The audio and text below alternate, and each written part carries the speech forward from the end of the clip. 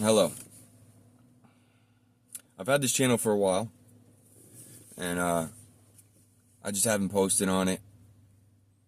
I kind of went through some life things and I guess lost interest, or I don't want to say hope, but just confidence that I could get on here and things could go the way that I would hope they would go. But with that being said, so I left it go, and I put up a couple of videos of my dogs and whatever, but I let it go. Well, I think it's time that I get on here and I try to tell my story, or story times, or whatever the case may be. Maybe have some people on here eventually or whatever. But the name of the channel is 570 County Life. Now, the point of that is that 570 obviously is my area code.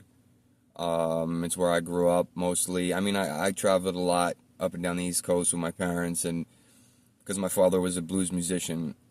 His name was Lee Del Rey. He recently took his life in January 27th to be specific. Depression really got him. He was a very strong individual, very proud man from New York, hard exterior, growing up with him in the household was really, really rough. Because they grew up in a different era where, physical punishment and capital punishment wasn't frowned upon as much. So we got a lot of, spankings and smacks across the mouth and, a lot of physical abuse. Let's just say it that. So I tried to be out of the house as much as possible, hanging out with friends and staying over places and things like that, because when I would go home, I would either be cleaning like a housemate, or I would be grounded, or, getting screamed at, or, his frustration was taken out on me and my siblings. At the time, there was just 3 of us. And then my little brother and little sister were born, and those were my children, pretty much. My mother worked as hard as she could. She tried to go to school as much as she could. He kind of just sabotaged that every time she tried. So she didn't even finish school until recently. She's a nurse now, doing very well for herself. Her and her husband have a house in the country on some acres, and it's beautiful. But at the time, he just, for 18 years, destroyed her, and us, for that matter. So, like I said, I tried to be out the house as much as possible. My brothers too. My brother and my sister too. They just, we didn't really have that much of. We did. We were like this, but we didn't really have that connection like other siblings did, because we always were separate. We were 2 years apart, each of us. So we had our friend groups and we were gone, until later on. Until I was about, I'd say from like 12 to 14, and then my parents split because my mom just couldn't take it. We took a last trip to Florida to see our grandparents and go to Disney, and the whole way there, the whole way while we were there, the entire time, and the whole way back, it was just screaming and fighting. So by the time we got back, my mom wanted to go see her parents. They weren't in the best of health, and my father just wanted to go home and go to bed, and they argued about it until it became a physical thing, and then it became police were there, and then the relationship was over. Then it became visiting my father in his truck, because that's where he was living. It became your dad stalking me, and this and that. So we had my aunt and her husband and stuff lived in Tennessee, and that was my favorite uncle. So she wanted to move, and I suggested, why don't we go there? And she was already thinking that. She had been on the phone with my uncle this whole time, making plans or whatever. But I, as a kid, heard her talking to him and put that together and was like, let's just go. Because I became the surrogate. I became the child that my mother went to complain. She went to just get her feelings out, and I let her dump them on me. I watched my siblings, like I said, and moving to Tennessee was probably the best for me, but we moved back at such a time that kind of destroyed my life, because I was about to graduate high school, thankfully, and I got back here and my credits didn't transfer and I wound up dropping out. So, but the 3 or 4 years we were there, I learned how to grow up. I grew up quickly. I was more mature than a lot of my friends, and I just wanted to be a kid, if that makes sense. Like, I was more mature, but I didn't have the opportunity to be that teenage child that everybody gets to be, where, they were doing this and doing that and doing this and doing this. So when I got the opportunity to learn what marijuana was and what alcohol was and what parties were and things like that, I was like, let's do it every time. Every time. I was like, let's do it. And at the time I was heavily medicated, but I didn't understand that when you mix alcohol and weed with, let's say, Focalin, which is another version of Adderall, which is what I was on, I didn't understand that could be a dangerous combination until someone let me know, and then my brother had come back from the military, basic training, and with his girlfriend and all this other stuff, so I was selling my brother my Adderall for weed. I was trading it for weed. Because my brother was like a traveler, so he was just like, whatever, let's do it. I just want to have fun. And I found out that I could do that, and I could trade, and I was like, cool, I don't have to take the pills no more. And I gained from it. I gained what I found that I loved at the time. What I found helped me best. But I didn't understand that at the time. I just knew I liked it. So, fast forward, these addictions are building. I'm falling in love with euphoria. I'm falling in love with the idea of I can get out of myself. This takes me away from my chaotic life that I have. The taking care of children when I'm still a child myself. I'm 14 years old, 15 years old, whatever. I'm working full time. I'm going to school, and I'm trying to find time to party, and I'm taking care of kids. So whatever could ease that for me, I was all for it. So fast forward, I did a sport called rugby. Obviously, people know what rugby is.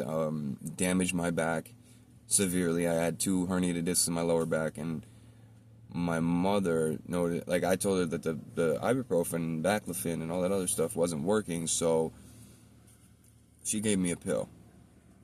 And I'm sorry, Mom, if you see this, I just gotta tell my story. She gave me a pill, and that pill was a Vicodin, and boy, did that help. It helped, and that's what I knew. I fell in love. I fell in love with that feeling for real. So any chance I can get, I could lie my ass off and say, oh, my back hurts, and oh, this and this, and oh, and she would give me one. And I didn't understand that I was falling in love with the devil. I was falling in love with the devil, and I didn't know it.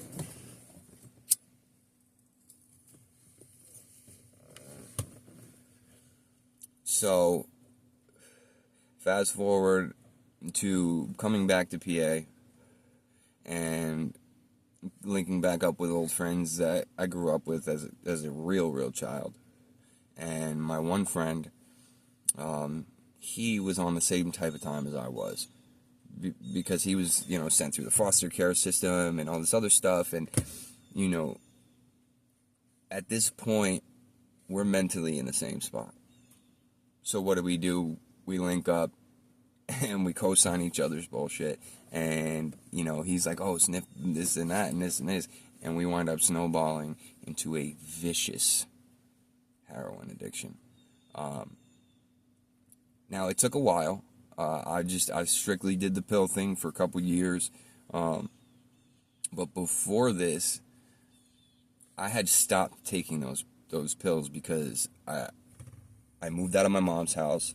I was 16 or 17. I was 17. I moved out of my mom's house. Was staying with a girl, and I was just smoking bud and drinking. And then, like I said, that friend handed me a pill back. And I still wasn't really doing it like that. It was an every once in a while thing, whatever. I was more interested in drinking and smoking and just doing what normal 17-year-olds do, turning 18. Now, my nephew was born. My sister had a little boy. His name was Jaden. I have him tattooed on my chest. He was born, and 2 months later, he was unalived. My sister's boyfriend, we were like best friends. Spent every day together. I had my little nephew all the time. He was like my little guy. And one day we were smoking. He went back home, and he was in the military. He was in reserves. He was always doing active, shit stuff, and going to do this on the weekend and going to do that on the weekend. And smoking spice heavily. He went home one night, and my sister went out, and he was crying, and he wouldn't stop crying, and he shook him.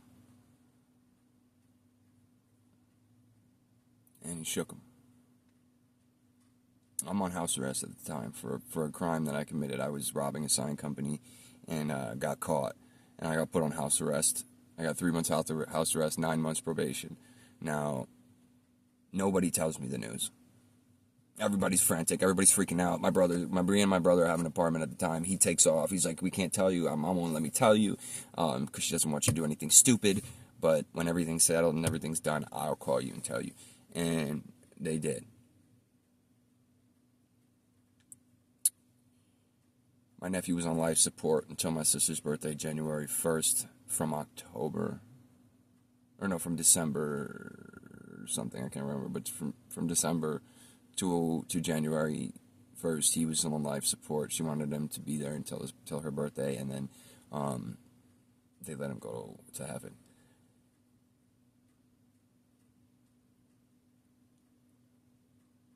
Now, when I got the news, I didn't jump house arrest. He went to jail. I didn't jump house arrest. My buddy came over. We drank some blackberry brandy. I popped a few benzos, and I didn't go to work. So when I didn't wake up for work in the morning, house arrest came and arrested me.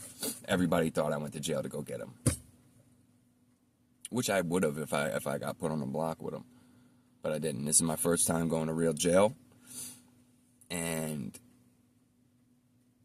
it was an accident. I didn't go to attack him. I didn't go to whatever. I did tell my entire block, which is about 90 people, and every time he passed by to go see his lawyer, they were on that window because we could see the little rooms, and you better believe they were torturing him as he walked, yelling him, baby killer, scumbag, piece of garbage. He turned pale white and looked at the ground. So I did 45 days in there. I caught an escape charge because they put me on the recycling center, and I ran from that. Got put back in there. Did 45 more days or something, and came home. Now, when I came home this time, I was on house arrest again. I had to redo my sentence, and I started selling trees. Got robbed at gunpoint immediately the next day, or that same night.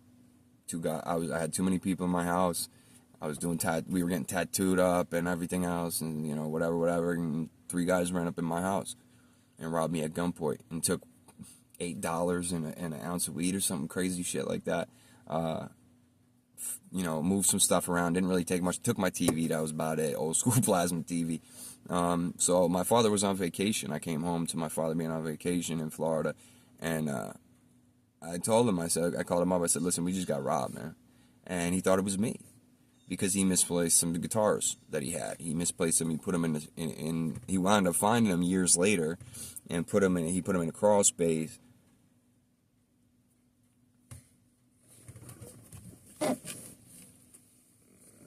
He put them in a crawl space and told me years later, guess what I found, But he thought I did it. He thought I set it up, and I didn't.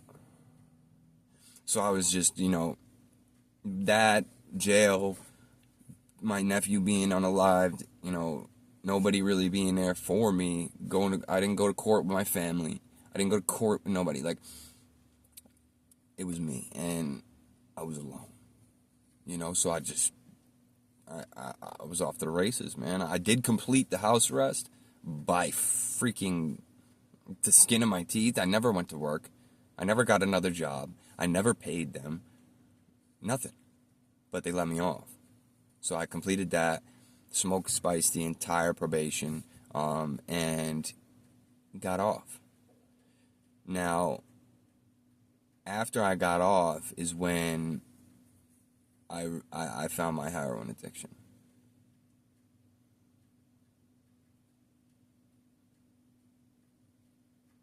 My heroin addiction turned into years of going in and out of jail, doing state time in the county, pretty much.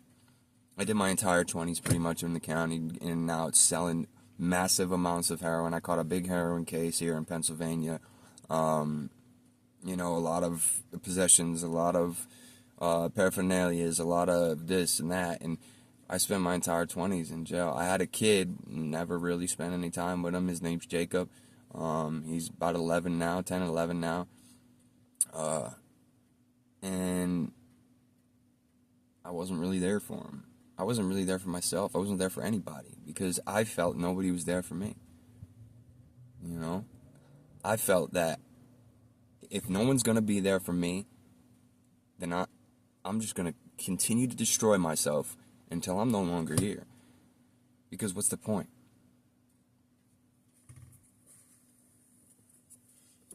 But I'm going to cut it off here, guys. I'll talk to you next time. This is going to be a multi-video story time.